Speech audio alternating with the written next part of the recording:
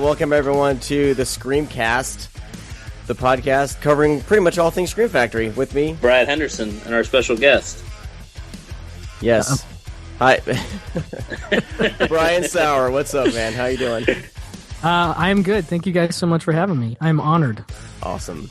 We're honored, too. For the people that don't know the name Brian Saur, you'll probably know his alias, Bob Freelander, or Rupert Pumpkin from Rupert Pumpkin Speaks, .blogspot.com. Thank you for the plug. Yes, those are my aliases.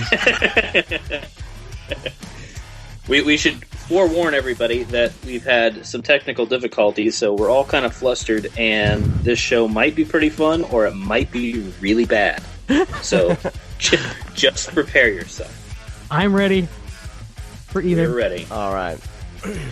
Well, first, I think we should get in for Brian Saur.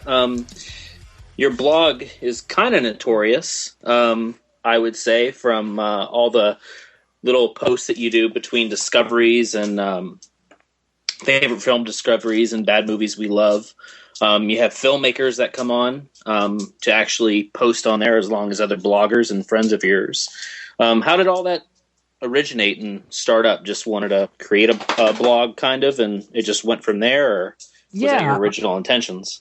I mean, yeah, it's sort of it's expanded, gotten much more work intensive, but that's totally fine. I just started, I think about 2010, early 2010. I was, I just love movies, and I was I'd heard about blogging, and obviously I was, late to the game, but I was like, oh, maybe I had some bloggers that I really liked, like, I love the blog Sergio Leone and the Infield Fly Rule, and Dennis over there had a great list of his favorite 100 movies, and I think that was one of the impetuses for me was, I want to do a list of my favorite 100 movies, because he had it broken down by decade, and he had a specific way that he labeled each movie, which has become the way I do, which is like name of the movie, year, and the director, and in parentheses. And so that's like my standard language now. But anyway, so Dennis was a big influence, and I just started posting.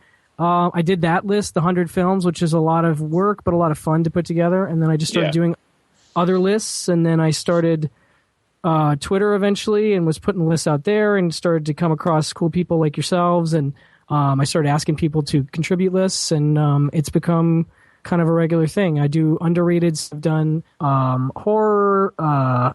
Let's see here. Bad movies we love. I'm trying to think. Comedies, underrated comedies. This year I'm going to do underrated westerns. That's an underrated detective / mysteries. But anyway, it's just fun to reach out to a lot of talented and interesting movie fans out there that I've come across. I've made some really great friends via the blog and Twitter, that a lot of people like yourselves also that I've never met in person, and it's a very cool thing. Yeah, totally. Yeah. I mean, that's how I've met. I mean, met a whole lot of people that I talk. I mean, the only people I really talk film with anymore are, people on Twitter and everything, because it seems like everywhere where I live, there's like this. It's like this desert where there's no film fans. So, that's a bummer. So on Twitter, I'm like, I'm not alone. Thank God. Yeah. No, that's Twitter has been to maybe my wife's chagrin. Twitter has been a very engaging thing for me. And if I ever travel to certain places like Austin, Texas, it's going to be like some kind of weird reunion with all these people that I've never met, because I've gotten to know so many of them over the last 3 years. Which is pretty great. Well, you should come to Fantastic Fest with me when the baby is grown up a little bit more. Absolutely, man. That's one of my big, not bucket lists, because that implies much later in life, sooner than that. I really want to do that. And one thing I want to address is one thing that always stuck out with me, because when I very first noticed what you were doing, I always say that you're the different type of blogger than what most people do, because, people specialize in, Westerns, or they specialize in cheesy horror films, but you're all across the board. I don't think I've ever seen anybody that, loves Groucho Marx as much as you do, but also loves the really B-rated films, to the Westerns, to, just going ape shit when new releases come out from the Warner Archive, which is kind of crazy to me, because we all have I consider myself pretty knowledgeable, but nowhere near the type of stuff that, like Warner Archive puts out, and watch those movies. Like, I enjoy those movies, but just to see somebody as, as, I don't know, as knowledgeable as certain people are, other than, the big film critics that have went down in history. But yeah, something I've always noticed that's always kind of stuck with me with you. So that is actually going nowhere. I just want to say thank you, Brian. Well, I really appreciate it, man. Yeah, I don't know. It's a weird thing. I think Twitter has helped grow my love of all different kinds of movies. I've always kind of been like that. I've certainly gone in phases, and I still go in phases where, like, horror movies or classic movies, those two stick around a lot. But there's so many pockets of people on Twitter that when I want to talk about Warner Archive, those people I can light up and talk to. When I want to talk about horror, those people are there. So it's just motivated me even more to be more searching out all kinds of different stuff, and hopefully motivating other people, which is what I look for on Twitter, is people that are looking for all kinds of different stuff, and the blogs and stuff. Like, there's so many cool, inspirational people out there. It's kind of crazy. It's weird to think of a time when none of this existed, and we couldn't connect and get ideas from each other in the same way, and it's a pretty fantastic thing. Yeah. Agree. And also, I'd like to thank you for saving me a shit ton of money, Brian, because you always have the latest sales and deals on Amazon. Yeah, so if you want to save money, follow Bob Freelander. Trust me. Yeah, well, I mean, some people get pissed because I make them spend money when they don't necessarily want to. But, it's just one of those things where, like, it's one of the regular things I can post. And I just keep an eye on Blu-ray.com, which, if anybody wants to do that, you can just go to their, deals of the day and their lowest. Right. You click on the lowest prices tab, and that's all I do every other day. I check it every day. Yep, because of you. Yeah, I've definitely spent a lot more money. I've saved money, but I've spent a lot of money I wouldn't spend because of that stuff. Oh yeah, totally. Yeah, it's awesome. Yeah, no, that every time around, like, the holidays and everything, when I'm trying not to spend money, there's always crazy deals, and that's whenever I see you post something, Oh yeah, I end up spending way more than I should. Yeah, it's the holidays are terrible for that. Yeah, December I spent so much damn money, it was bad, so bad. And it was all because of Brian Saur. Well, I'm really trying not to spend a lot of money during the year, because I know I'm going to get all that crap, December-ish. So yeah. Well, gentlemen, let's go ahead, Sean. We'll probably jump into talking about the two movies. Let's do it. That we are going to be discussing. Today's Scream Factory release that we are putting under the microscope is their double feature of Bad Dreams and Visiting Hours. Yeah. Is that a, like, in order response kind of thing? I'm guessing. Yeah. I'm not a fan of Visiting Hours, so let's get into it. Well, we'll talk about Visiting Hours in a second, because I think I have a different opinion than Brad about the movie. But just Sean, there is no such thing as opinions. Yeah, that's right. That's right. We're on the internet. There's no room for opinions at all. Nobody does that online. Well, let's just jump right into what we'll do here. We'll talk about Bad Dreams. I got a band I want to feature today. Then we'll jump into Visiting Hours as kind of the order of events, which probably, they can either stay or go out the window as we move forward. But so 1988's Bad Dreams was directed by Andrew Fleming, and it was produced by Gail Ann Hurd, who you may know as being, she's produced Terminator, she's produced Aliens, she was married to James Cameron. Yep. And, some people say, once that marriage ended, maybe Jim Cameron's movies went down. I don't know.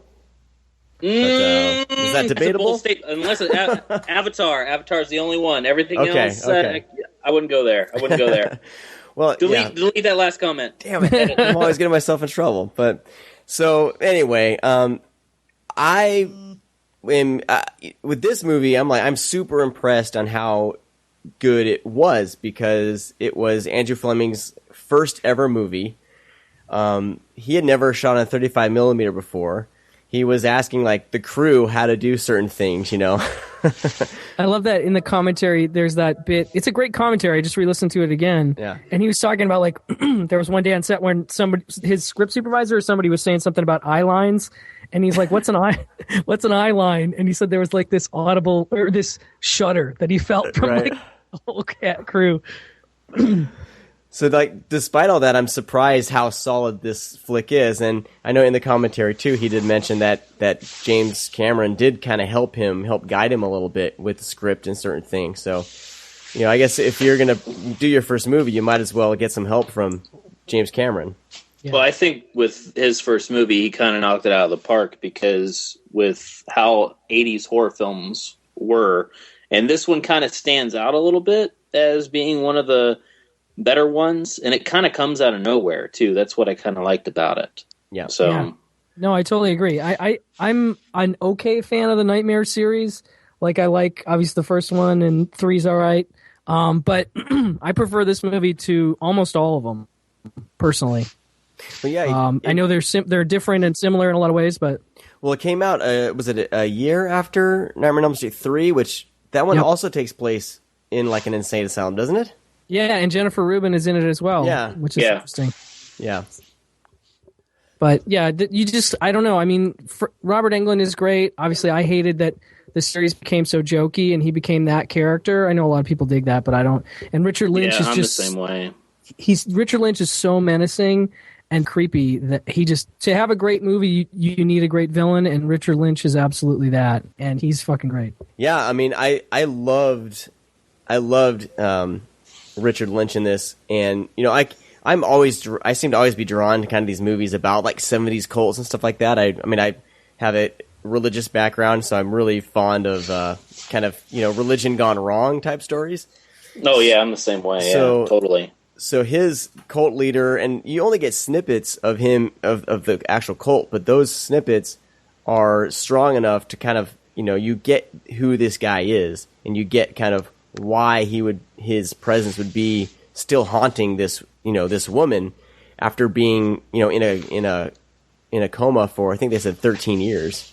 Yeah something like that. Yeah, he's at once like creepy and yet totally compelling and charismatic in this weird way that you just something about his eyes and his voice, which is really great, that just are you can see how he would influence people or how he could influence people. Yeah. I think that's Richard Lynch on a daily basis. He kind of creeps me out. So, I totally agree. He's a little more overbearing in this one than usual, but yeah, he's always been a pretty strong character. Yeah.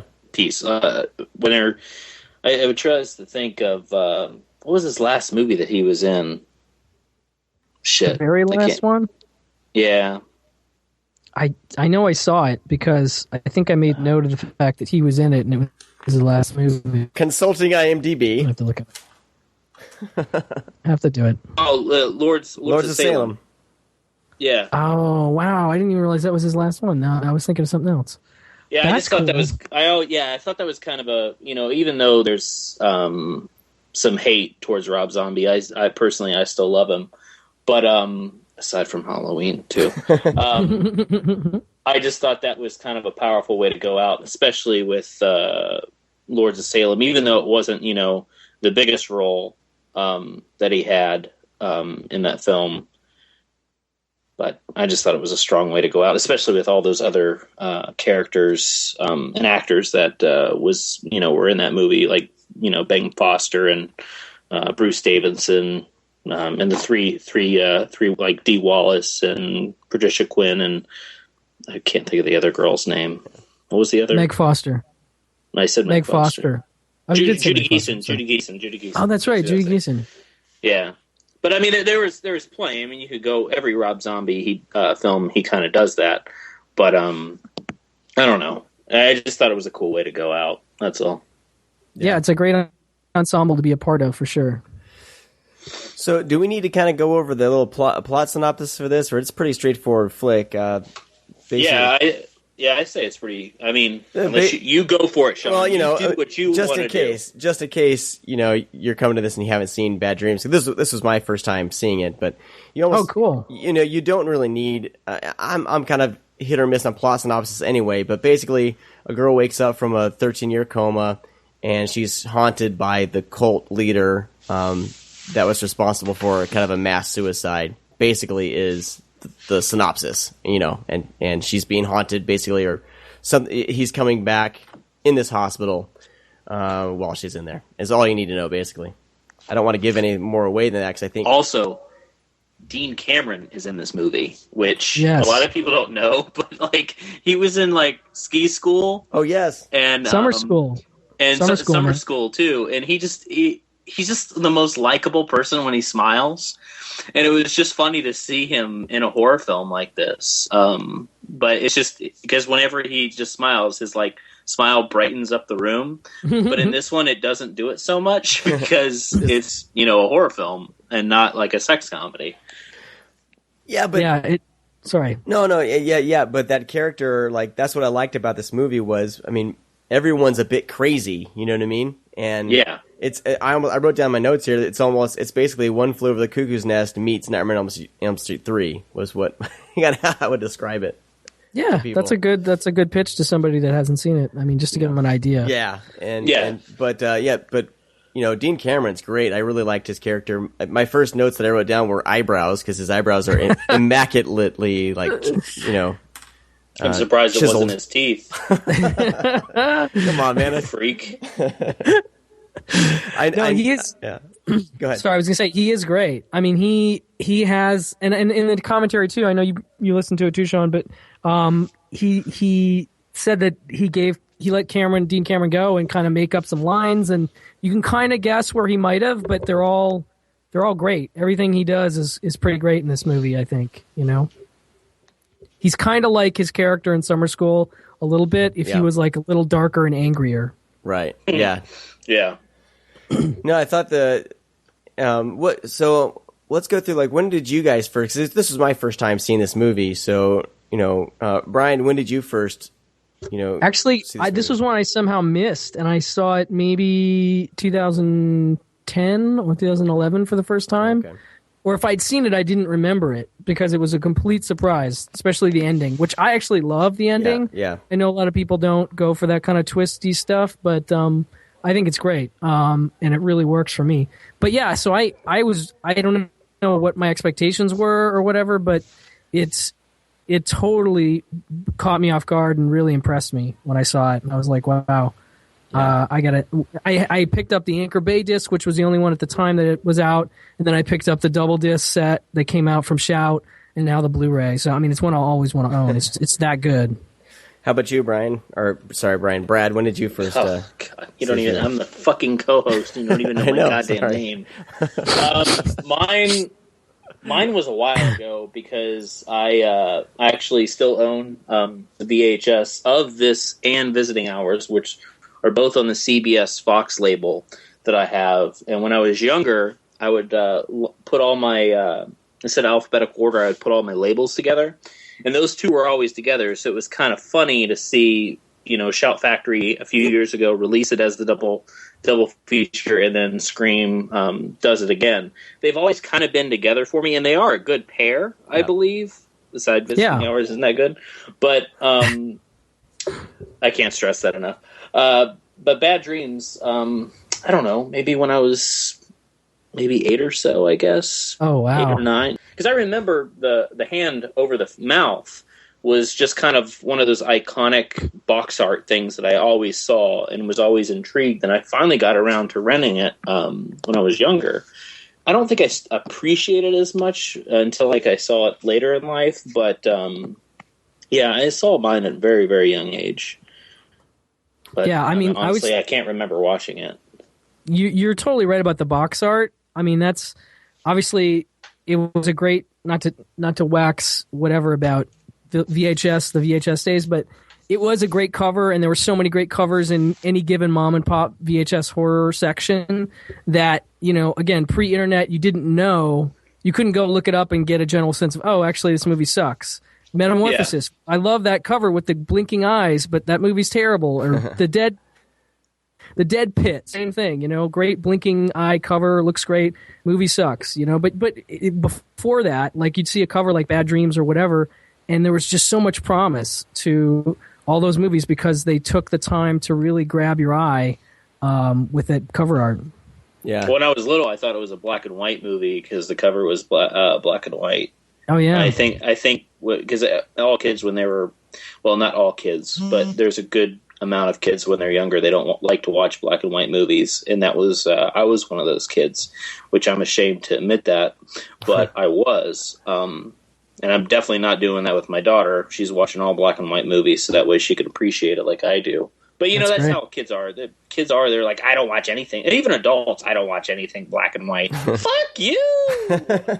I think it's just a matter where you start with them. So if you start with them and it's not at all strange to look at, then it's not anything.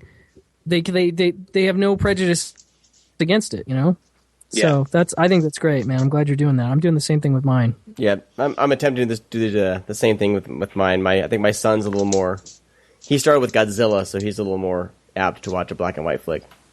But Good place to start. But my daughter, she'll mention that this is black. There's no color. Why? Oh well, you win some, you lose some. Absolutely.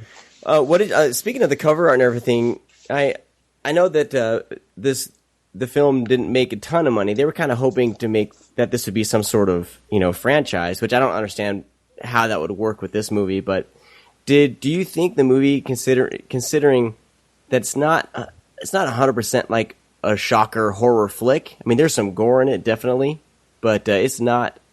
I don't think it's comparable to anything like Nightmare on Elm Street as far as the horror element, because there's a lot more psychological stuff involved. Do you guys think it was kind of mismarketed, or do you think it needed that kind of just that cover?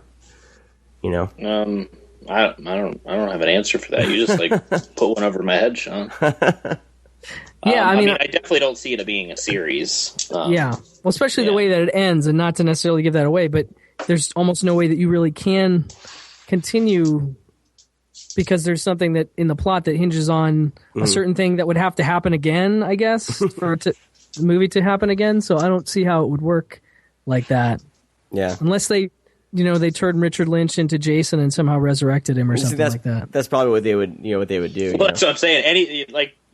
Anything's possible back then, because we got a bunch of sequels that don't make any sense. But you're totally right. It was just, I'm pretty sure if Bad Dreams made $50 million at the box office, we would be talking about Bad Dreams 5 right now. Yeah, but it didn't. It kind of bombed. Yeah. But you mentioned Andrew Fleming. Let's not forget he directed The Craft, which is kind of a big guilty pleasure of mine. Yeah, and I'm a fan of The Craft and Harry and the Hendersons. Me too.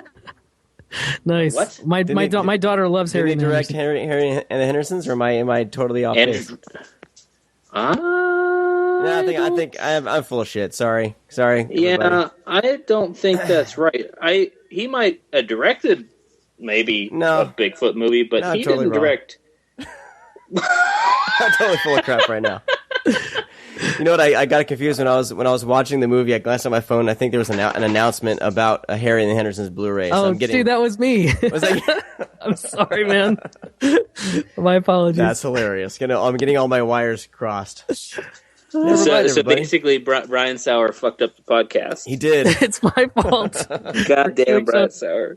Harry and people should buy Harry and the Hendersons on Blu-ray, though. He did direct 2007's Nancy Drew. And I'm not on IMDb at all right now. Oh, God. Don't mention. Let's just talk about... This is like horror movie podcast. I would consider The Craft a horror movie. The Craft is awesome. Drew. No, The Craft is awesome, and The Craft is legitimate. I wish he would do more... Would have stayed in the kind of the horror vein, because he's only done, as far as horror goes, this and The Craft, as far as I know. Yeah, I don't think he's done anything else. Yeah. But...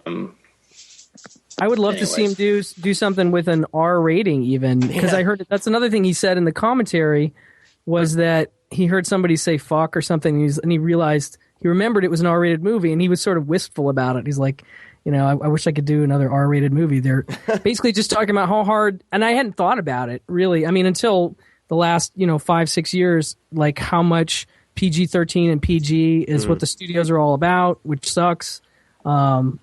Because they have to get more people, Yeah. Yeah. They're just scared. It was funny. My buddy Brian Knowles, he mentioned that he said to me one day. He said, "When's the last time you were in a theater and you saw a sex scene in a movie?" And it's like, it's not common. It's not that common anymore. Because I remember going to the, rent movies with my mom and going to the theater and have to close my eyes when I was little. I don't feel that anymore. Like, whenever there's a sex scene, yeah, I'm desensitized to it. It's not that big of a deal. But there's that thought in the back of my head, maybe I should close my eyes. But there's not much nudity and sex anymore. And especially in horror films when you go to the theater. And, I mean, the amount of rated R horror films versus PG-13, the PG-13s just outweigh it at this point. You may get some camel toe. That's about it. Oh, God. Yeah, no, it's weird. Is that what you look for? No. See, no, there was a certain movie where everyone was talking about this. It was that Jewish demon movie directed by David Goyer. Everyone was talking. What's that? Unborn? Yeah, everyone was talking about that girl in her underwear. That's all I remember about that movie. Yeah, it's much more titillation, and because they're doing PG-13 mostly. But yeah, it's nudity and horror were so intertwined at a certain point when we were younger, and something happened. And I guess it's just the move to PG-13. I don't know, but they seem to have split apart. And now you just don't have it anymore, which is kind of too bad because it was a great thing to have. It's not essential, but I mean, it's fun for the slashers and shit like that to watch people undress and then die. And there's just something like with Friday the 13th. There's just something special about that we don't have anymore, and it's kind of depressing.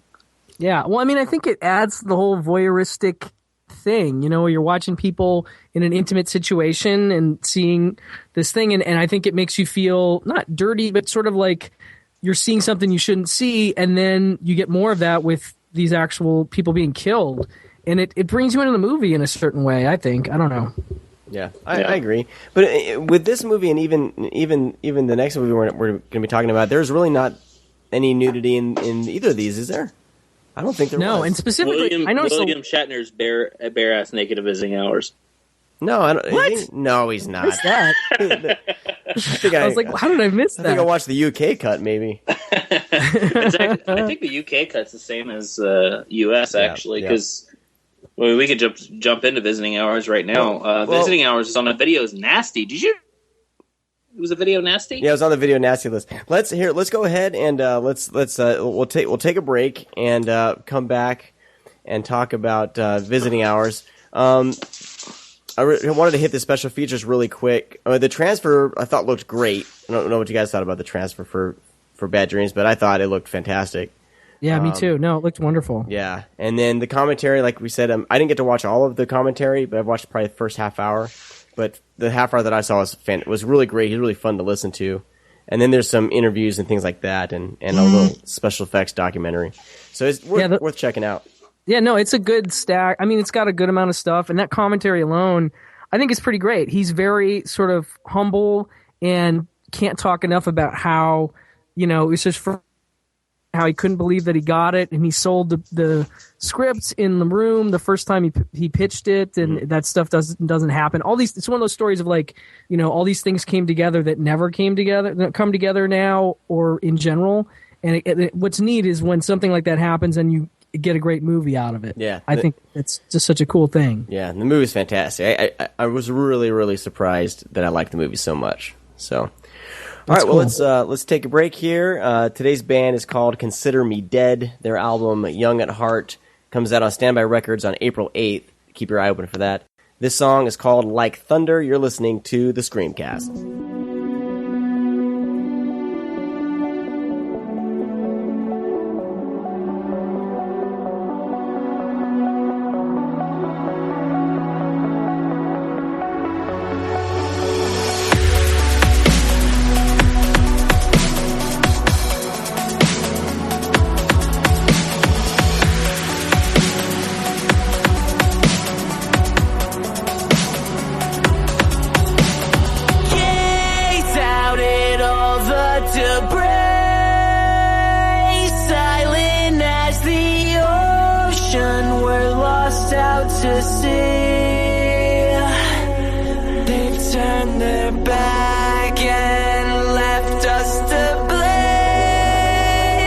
Breaking the connection.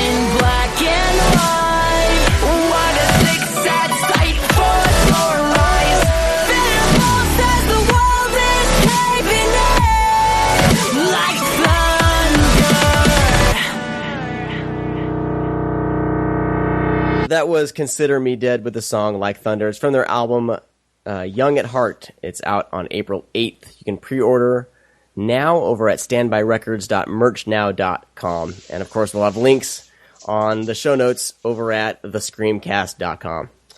Well, fellas, let's jump right in and talk about the movie Visiting Hours. No. I'm gonna start off because, as you know, like Brad has some feelings about this movie, and I actually don't think it's. I mean, I don't think it's that bad of a movie. You know, when someone says I don't think it's that bad of a movie, it's never good. Well, like you're being nice. No, I'm not gonna be nice about Visiting Hours. No, I'm not I have gonna some be nice. beef with it in history, and I'll explain. Well, I'll let you get to that history in a second, but first of all, like I thought it was like Bad Dreams. It's a little bit unexpected. I was expecting just kind of some crazy batshit movie. I thought Michael Ironside was awesome in it. And, yeah, he's good. And I liked that they tried to make a women's empowerment film out of it, and so I liked that they were trying to make it different than the normal slasher. So I think you know, I feel like Brad needs to vent, so I think we need to get to Brad, and then Brian, then we'll get to you on your thoughts of the movie. Okay, all right, good. Brad, let it out. Well, my first experience with Visiting Hours was just hearing about it. I had an all movie guide when I was little, like for the computer, and it like went all the way up to like 1995. And I would just go through there and like try to visit every horror film I possibly could. And I come across Visiting Hours, and I really wanted to see it, but it was basically unavailable because it was before DVDs. And I had the VHS. I bought that. I guess I had it when I was maybe 10 or so, and I watched it and I didn't like it at all.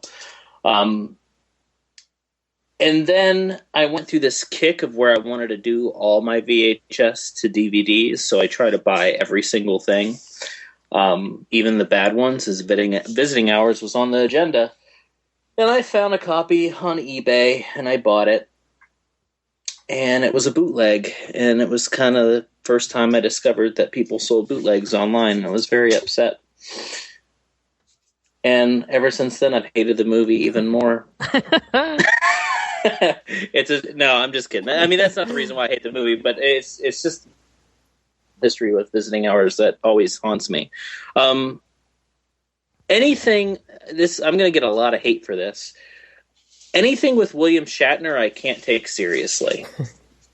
And Visiting Hours, when he appears, even though Michael Ironside's in it, and like you said, like Michael Ironside's pretty great in anything he is. Anything he's in. He's a great character actor. He's very intimidating. Everything from like Total Recall to Watchers, he's just always a badass. And as his role is Hawker or something? Hawker, I think. In this one, Occult Hawker is his name, which is a weird ass name for somebody, but yeah, it's just Visiting Hours is just it was just so slow to me. And it's just like, it sounds cool, you know, that the woman hating person comes after her. It just felt like a bad Halloween 2 sequel. That's what it felt like to me. I've just never been a fan. It just always rubbed me the wrong way. It's not a very good review that I'm doing right now, but I just don't like Visiting Hours. I'm done. Next. How about you, Brian? What's your history with Visiting Hours, and what are your thoughts? This is another one. I'm not sure if I'd seen it before. Yeah. I know. Here's the thing. I know I had started to watch it at some point because I got it in the Bad Dreams set, and I was like, have I seen this? I don't know. Let me try it. And I must have watched the first 10, 15 minutes, and I gotta agree, I didn't like it. So I don't think I ever finished it. There you go. However, I must say that this time I watched it, and it is faint praise, but I didn't hate it either. And I think it's mostly because Ironside is he's also very creepy and effective as this kind of psycho. He's just got that look, and there's a lot of logic leaps that are pretty ridiculous in the movie, but ultimately, I think the thing was I'm all about expectations, and because I'd had that experience where I'd seen it, and I remembered specifically being like, yeah, I didn't care for this movie. I came into it really low expectations, and I kind of kept waiting for me, and I'm sure Brad would disagree, but I was like, well, when is this going to really suck? And it didn't for me. The part that really got me, not to spoil too much, but there's a scene where Ironside is trying to kill one person, and he ends up killing somebody else. You're right. And it's a pretty disturbing scene, I gotta say, especially because the person he's trying to kill, it's kind of a sad, scene. And so I think that for me, that scene, I mean, it made me not want to watch the movie again, but it also kind of made me go, all right, well, they're getting to me. I gotta admit that the movie is getting to me on some level. This character is affecting me, so I gotta give it that, And I also liked all the actresses involved. I love Lee Grant from disaster movies. She was in Airport 77, and she was in one other. It's in my notes somewhere. She was in some other. She's in The Swarm. I love her in The Swarm, and she's in Defending Your Life, the Albert Brooks movie. She's really good in that. So she was great. I see what you're saying, Brad, about Shatner, but I like him. I mean, I'm a huge Star Trek fan, so I love him in movies, just about any movie. Pray for the Wildcats or Kingdom of the Spiders. I mean, I just think he's a lot of fun to watch. I guess I don't really take him seriously either, but he doesn't pull me out enough to wreck a movie or anything like that. And he's barely in this one. He's really not in this one that much. Yeah, it doesn't matter. It doesn't matter. He's in the movie. The worst part of Fanboys is when he's in the movie. You must hate Free Enterprise then. You can't even watch that all that. No, I don't watch that. Yeah, no. I have to turn off the television when he's on those dumb commercials for Priceline. Oh wow, you really hate him. I understand. And I never ever shop through Priceline because of that. I don't really either, but yeah. I mean, are we sure that you weren't molested by Shatner as a kid or something? I mean, there's some deep rooted hate going on here. Yeah, I'm just not a fan. But I will say that when I was younger, I saw Kingdom of the Spiders with my grandfather, and it was way before I knew who Shatner was or even knew what Star Trek was. So Kingdom of the Spiders holds a little place in my heart as being awesome, but other than that, Shatner can go to hell. That's fair. I mean, there aren't too many Shatner movies I love, but I really kind of loved Kingdom of the Spiders, and that's another. Oh yeah. I'm hoping we might get from Scream Factory on a Blu-ray because Shout Factory put out the DVD. Yeah. So that'd be great for me. I love that movie. It's kind of slow, but Shatner's effective enough, and the Spiders. Ending, though, man. That the ending's great. Awesome. Yeah, that's one of the reasons I think people remember the movie. I think a lot of times you look at horror movies that stand out, and Invasion of the Body Snatchers or whatever, and you're like, that's got a great fucking ending that they wouldn't do now, and that really makes an impression on people. But so anyway, I love Lee Grant, and I love Linda Pearl, who I hadn't really seen. I don't think she did a whole lot of other movies. She's the nurse in this one. Right, she's not, and it's unfortunate because she's really sticking good in this. Yeah, she's good, and she's cute. She reminds me of Jenny Agutter or Haley Mills, both of which I have a crush on. I had a crush on. Resembles them, and she's great. And she drives an AMC Pacer like Garth in Wayne's World, and that's kind of cool. I kind of like there's certain cars that stand out in movies to me, and Gremlins and Pacers always catch my attention for some reason, because I think my wife and I both had friends that drove them in high school, and so we kind of always notice them. But yeah, she's great. So I don't know. And Ironside, just really effective, creepy and unsettling, and he was kind of he was kind of channeling it almost felt like he had watched Maniac and was like, okay, I'm gonna try to channel this a little bit, Yeah, but, no, that's fair. I mean, he's even less likable than Joe Spinell in Maniac, because you can see in some scenes in Maniac where Spinell is kind of you're like, okay, I can see how someone could be in a room with him for more than a couple minutes, but this guy just is so fucked up that even when he has that Brittany Murphy looking blonde trampy girl over to his house, he can't barely contain his gross sleazy creepiness long enough to. So she's almost ready to bolt out the door in about 5 minutes, right. Even after she sees his crazy letters that he has on the wall that he's framed.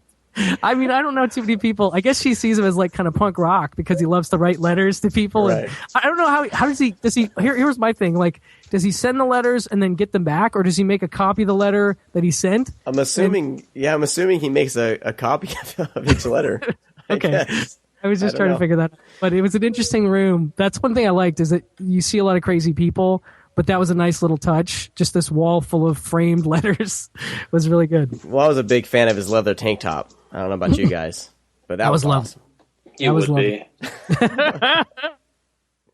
Well, you know, no, I mean, like I said, I'm not going to watch it again, probably, but it didn't. The lower deck. Yeah, that's exactly what I'm saying. I see. That's what. Talking, like, it's just like, I didn't hate it. I will never watch it again. Yeah, neither will I. Yeah, no. I guess I just don't want people to not try it. You know, I think somebody should try it. Well, no, I'm promoting Bad Dreams, and you cannot get Bad Dreams. Like, you'll get visiting hours if you buy Bad Dreams. So I'm just promoting Bad Dreams because you can't get that on a single Blu-ray. Bad Dreams is great, and everybody should own it. Well, I think they're at least worth a double feature. It's fun. It's fun at least to check out. I don't think it's as bad as you know what's being said here, but I'm trying to see. I mean, like I said, I like movies that kind of at least try to put more under the surface, and I think there was a lot, at least effort trying to build something. You know, you kind of have they try to give you some sort of sympathy for the killer, with showing how, why he hates women so much. You know what I mean? And then he has those weird flashbacks. Yeah, and then there's the this agenda that he's stalking this newscaster who's basically on the side of this woman that killed her husband, who this woman, some court case that she's backing or whatever. Yeah. So I think the things like that I found really enjoyable to watch, and I liked these small touches, like his little, like the Michael Ironside's the stress ball he would always be kind of carrying around, Yes. There's a lot of these little touches that it's not just some, hackneyed horror flick. Like, they were at least, the effort was being put there. The effort was being put forth to try to create a decent movie, and it looked like it was definitely inspired by Halloween 2, all the hospital stuff in Halloween 2. But no, it never reached the levels of Halloween 2, and that's for sure. No. Well, one thing that's really cool about hospital horror is that, I mean, the hospital is obviously a place where, I mean, a lot of people don't feel this way. My wife, some other people, like, hospitals should be a place where you feel safe because there's doctors, and if something goes wrong, you can get yourself fixed up, but so you have that sense of I'm safe, but in this case, you're totally not. And by the way, the hospital in Bad Dreams is one thing, but the hospital in Visiting Hours is easily one of the least well-lit hospitals I've ever seen in my life. Like, they either are trying to save a whole lot of money by not lighting too many hallways. They're paying Shatner. Yeah, probably. They had to save on lighting to pay Shatner, I guess. I don't know. But yeah, so that was interesting. But there's something cool and creepy about hospital corridors and the idea that there's sort of death, looming around in a hospital on some level. People are dying somewhere, so there's something interesting about that as a locale, And I also like the touch for Ironside that more than a couple occasions somebody tries to talk to him and he just looks at them and doesn't say anything. Yeah. And there's something like a great little touch about, being that guy that's so creepy, I'm not even going to respond to you. Yeah, it takes him. I timed it, guys. It takes him 36 minutes before he opens his mouth to talk, and that's in the diner with to the waitress. Wow. Yeah. Yeah, he doesn't talk a lot in this movie. That's for sure. No, this was also the least safe and the least secure hospital I've ever seen put on film. Yep. Even when there's cops in the building. There's cops swarming the building, and this killer could just go in and out with ease. There was definitely some things that confused me too, where he was getting into like little. This is something where you see it in a movie back then, but like post 9/11 and whatnot. I'm not saying security's hyped up everywhere, but like he seemed to be able to get into like little backdoor ways that could go into tunnels underneath the hospital relatively easily, and just in general was able to put on uniforms and nobody. Like, I know it's a large hospital and the staff is large, but like nobody seemed to notice that he was. At first, I was like, "What does he actually do?" Because he looked like he was with a group of orderlies or something, and it looked like that might actually be what he did because they didn't seem to They didn't care that he was around. No, so like somebody somewhere, I don't know. He just was able to sneak into a lot of places that probably wouldn't happen now. But not to be one of those people that picks a movie apart, because it's like, if it doesn't work, it doesn't work. There's no need to go any further. But I don't know. For me, it was just fun to watch that stuff sometimes and just kind of roll my eyes a little bit. I have to admit that I did have one jump scare in this movie, and it was that fucking parrot in the beginning. Oh yeah, scared a cat. That parrot. That's an interesting touch. Just that parrots and weird pets in movies is kind of an interesting choice sometimes. When it's not a dog or a cat that's jumping at you. And I also want to kind of give a pro tip to anybody out there. I mean, when you're stabbing a killer, right, and you kill him, you think he's dead, take the knife with you. Instead of just leaving the knife sticking out of their body. But you can't have the extra 15 minutes, Sean, if you do that. Yeah, you're going to shorten your movie, definitely, if you do that. Right. And that's another note I had. I think this movie could have done, like, they could have trimmed this down, like, maybe 15, 20 minutes. And I just, cut out for some weird reason. You what? Did you put me on pause? No. No, you were there. I hear you the whole time. Oh, that's weird. We don't want you talking because you don't like this movie. Yeah, I know. I was going to say, fuck you guys. Brian could be the co-host. Oh, man. No, I mean, I don't. Like I said, I'm not trying to. We've talked about it way more than I actually thought we would. But you could just change this podcast instead of ScreamCast. Just call it Visiting Hours Podcast. Yeah. People love to hear about this shit. Okay, fine. Jesus. Man. I don't know why that one's more fun to talk about. I guess because there's more to sort of dig at it, and more there's wackiness. Yeah, I don't know. Because Bad Dreams is just like, we all kind of agree, it's awesome. Yeah. And you can go into reasons why it's awesome, but it's kind of like, well, everybody should just kind of see Bad Dreams. But for a movie where we're like kind of a little bit down on it, which is fair, I feel like going a little more into detail about it, little things I noticed. But, yeah, I agree. It's easier to, pick apart something and reasons why you don't like it rather than everybody agreeing. And that's why it's fun, too, when people disagree, because you have more to talk about. Yeah, absolutely. Well, let's go into the transfer of this one. Bad Dreams had a really great transfer. This transfer is not as good. I think the print was probably dirtier than the Bad Dreams print, but it was okay. It was all right. William Shatner owns the immaculate one. Probably. And then the special features, I was thinking this was kind of bare bones, but then I kind of this morning I threw it on a little bit to see, and there's about a 45-minute interview with the writer Brian Taggart. So talking about the movie. So if you want to sit around for 45 minutes and listen to the writer talking about the Visiting Everybody Hours. Race to Amazon to purchase it now. Brad, I know you're gonna. You get visiting hours. You get a 45-minute interview with the screenwriter. You want to hear that, dude? You're gonna put that on MP3 and play it in your car. I think it's a bit dry, and I don't know what else Brian Taggart's written, but Visiting Hours Part 2, but it never did get made. Probably still waiting for that to get greenlit. Yeah, William Shatner plays the killer. So, well, I mean, I'm all talked out of Visiting Hours. Sorry, guys, I keep bringing stuff up, but the disc as a whole. Wait, oh no, go for it. Sorry, one quick thing. I'm not to be Mr. IMDb, but I had to look up Brian Taggart. He wrote Wanted, Dead or Alive, Of Unknown Origin, and Poltergeist 3. No. Those are all really good movies. I love Of Unknown and Origin. He wrote the story for the New Kids. So, dude, I love the New Kids. Yeah, so there's 3 that I'll give him a pass for this because he's got. Yeah, Of Unknown Origins, one of the best killer animal movies. Well, definitely. Rat movies, yeah. Yeah. Next to Deadly Eyes, which I can't wait for from Scream Factory, as I've told you. Deadly Eyes is awesome. Really bad, but it's good. But Poltergeist 3, I just revisited that literally like 2 weeks ago, and I really dig that movie. I mean, it's not like the greatest thing ever, but it's got great effects, and it's cool. Yeah, I actually like the Poltergeist sequels more than Poltergeist. I think I've come to. I guess I'm not like bored with Poltergeist, but it's just the sequels are more interesting on some level because they're just weirder, Yeah, no, I agree. I actually always thought the first one was a little more on the boring side, and it's not bad. It's not a bad movie by any means, but it's just kind of uneventful to me. Yeah. I think it's just kind of there. It's just a good story, good characters, good acting, but just no like big events. Yeah.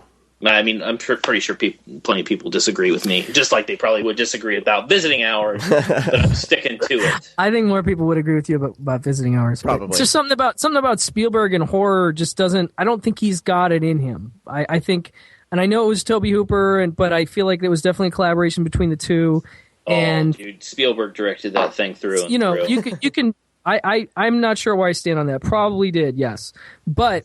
That being said, there's something about horror where I just don't know if you have to be a little bit more, I don't want to say demonic or, have a little bit of like evil in you, that's a darker side to you that I don't think Spielberg can quite tap into. And I think that's part of the reason Poltergeist is interesting, but not a great horror movie for fans like us. Like we need our horror to be a little bit darker, a little bit weirder. Yeah. And that's the stuff that stands out. Anyway, sorry to sidetrack. The disc, I mean, it's interesting. The interview, a little bit dry, but so overall the disc is great. Overall, this double feature, you guys happy with this disc? Is it worth the 20 some odd dollars that I plunked down? Wait for it to be on sale for $18.89, and you will be okay because you'll be feeling good that you spent $18 on Bad Dreams. Yes. I think it's worth picking up. I mean, I bought it. Yeah, it's two movies for the price of one Scream Factory release, and I mean, you're definitely getting, one good movie. I mean, you might like Visiting Hours, so you won't know until you give it a shot. But yeah, Bad Dreams is well worth. I would buy just about any set that had Bad Dreams in it on Blu-ray for the first time. Definitely. They could put some crappy They did call that a bad movie. You basically just said what they did. They released a shitty movie. I'm sorry, it's not shitty. It's just really bad. Wow. Okay. I'm not going to glorify everything Scream Factory has done. No, you don't have to. They've released some poopy movies, and Visiting Dreams. Visiting Hours is definitely one of them. Fair enough. All right, fellas. Well, I think that's going to do it for this episode of the ScreamCast. I think we've... Well, just 1 second. We were speaking of, critics and everything. Yes. I think Brian Saur has a documentary he's working on. Oh, yes. Do you know that you're working on a documentary? I am. I was aware of it. It's a slow process because I'm doing it over a long period, but it's about Danny Perry. He's a film writer. He was much more active in the 80s, but he wrote cult movies 1, 2, and 3, Guide for the Film Fanatic, alternate Oscars, cult movie stars, and the books were a big influence on me when I was in college, and sort of were part of the reason I shifted my focus to studying film, and are probably a big part of the reason I'm doing what I do now and everything like that. So he was a big part of turning me on to a lot of movies that are like my favorite movies, like Cutter's Way and Night Moves and all these other things that I love, horror movies too. So anyway, I was in a documentary about arcade collectors, and I thought I could try and do something like that, and he was the guy for me that I wanted to do something about. So I had interviewed him in 2010. I still had contact with him, and I approached him, and he was okay with it. I mean, he's a little bit kind of a humble guy, kind of a quiet guy, so it's a little weird for him, I think, to have me doing this, but there's so many people in the industry that were influenced by him that it's been fun to sort of reach out to critics, screenwriters, directors. I've talked to Dan Waters, I've talked to Larry Karaszewski, Josh Olson, Patton Oswalt. A lot of people really dug his books, and they really filled a place for them to sort of seek out cinema. And it's sort of this idea that's stuck with me of just like giving everything a chance, like if somebody out there probably likes it, give it a look for yourself kind of thing before you write something off. So anyway, that's what I'm working on. It's a long-term project. We'll see. I have a YouTube channel. It's just Danny Perry Doc on YouTube, and you can look up little clips from the interviews if you want, but it probably won't be done for another... Sorry. What? How long? How long can we expect this? At least another year. At least another year for sure. I'd say. So maybe, I thought you were gonna say 10 years or something. No. Maybe late 2015 at the earliest. I would think, just based on how long it's going to take me to get everything done. So, but it's been an interesting. Good. Thank you for letting me plug it. Oh, no problem. And we'll make sure that we have you on the show at least one more time so you can plug it in 2015. Sounds good. Yes. When we do another like deluxe review of Bad Dreams Visiting Hours double disc from Scream Factory. The Super Collector's Edition. Yeah, Super Collector's Edition. So, Brian, where can people find you on the internet? What are your... You can find me at Brad F. Henderson. No, talking to Brian. I'm Bob Freelander. You called me Brian earlier, by the way. I know. I'm sorry. Go ahead, Brian. Go ahead, Brian. Sorry. Bob Freelander. Yeah, I'm on Twitter as Bob Freelander. I'm quite active on Twitter, and I welcome anybody that wants to start a conversation about movies or anything with me on Twitter. I have my blog, which you mentioned earlier. Thank you, Brad. RupertPupkinspeaks.blogspot.com. And I've always got something going on there. So those are the two big places for me. There's a Facebook page for Rupert Pupkin Speaks also if you want to look at that. But those are my spots. And George, where can people find you on the internet? They can find me at Brad F. Henderson on Twitter. And, of course, you can follow us on Scream_cast for all our shenanigans. Yes. That's what I'm going to say. All shenanigans. Right. And you can find us at thescreamcast.com. Check out past shows there, reviews. I'm trickling reviews and then news and announcements that catch our eye. We throw up on there. So you can find me on Twitter, Sean C. DeRager, and you can find out how to spell that on thescreamcast.com because my name's up there. So, all right, guys, have a great week or 2 weeks. We'll talk to you next time. Soon. Bye, guys. Bye-bye. Oh, don't tell me you're leaving. The party's just begun.